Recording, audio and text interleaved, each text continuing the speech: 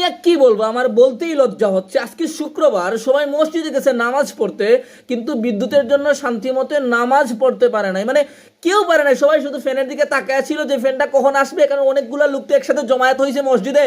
তো সেক্ষেত্রে গরমটা, যেহেতু এখন একটা গরমের দিন, গরমটা একটু বেশি ছিল, বাট সবাই শুধু ফ্যানের দিকে তাকায় ছিল যে কখন আসবে কখন আসবে। কিন্তু অপেক্ষার প্রহর, নামাজ শেষ হয়ে গেছে, মানে সবাই বাসায় চলে আসে, কিন্তু এখন পর্যন্ত বিদ্যুৎটা আসে না, আর আসবেও না। কারণ বাংলাদেশ হচ্ছে কয়লা সংকট। আচ্ছা, কয়লা সংকট কতদিন কতদিন থাকবে? কয়লা সংকট কি এটা কি নিরসন হয় না? এটা কি মানে আমদানি করে কি এটা কি প্রবলেমটা সলভ করে দেয় না? আমরা তো আর পারতেছি না।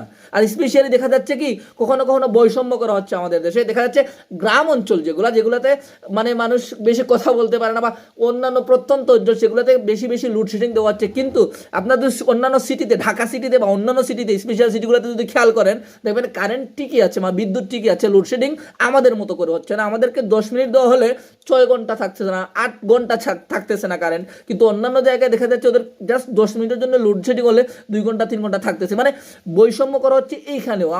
আমাদের যে অধিকার, ওদের তো সমান অধিকার, কিন্তু ওরা কিভাবে বেশি বেশি পাচ্ছে, আর আমাদের এখান থেকে ওদেরকে নিয়ে ঘাটতি দেওয়া হচ্ছে। ঠিক আছে, দেন আপনারা, বাট আমাদের দিকে বিষয়টা একটু তো খেয়াল করবেন আপনারা প্লিজ।